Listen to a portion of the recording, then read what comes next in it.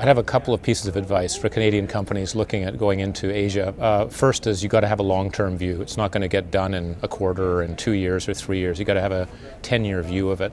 Second, I would look at cities, city clusters. Don't look at countries. Look at the cities that fit the, if you will, the buying needs of your products, and that data is available. So I'd focus on the cities which are growing quickly as to where you can go. And then the third thing is look for some local partners. You may not want to JV with them, but you need to understand how they work, and that's one of the best ways to understand how that actual market works.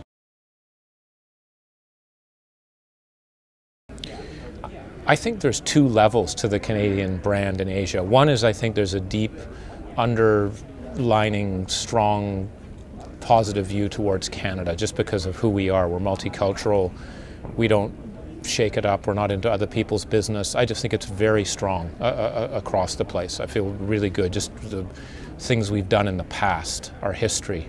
So that's very positive.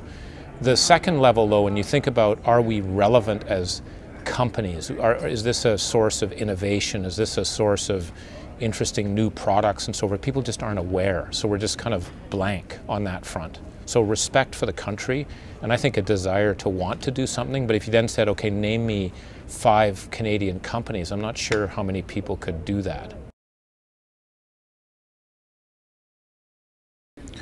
Well, I think one of the biggest mistakes you can make is thinking about Asia as a market. It's a time zone, I think, that happens to have a bunch of countries that are there. They're doing more together. So I think it's to be much more granular about where you want to play.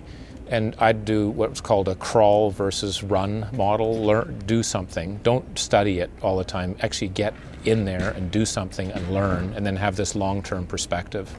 And if you don't do it that way and try and either, blast all your investment out in one shot, or you haven't done your homework to figure out which cities or regions you want to be involved in, or which partners you want to work with, or how the regulator works, then you're in difficulty. So take the time to get to know the place. The more you are there, as we said, the less you might know, but then you'll hit an inflection point and then go.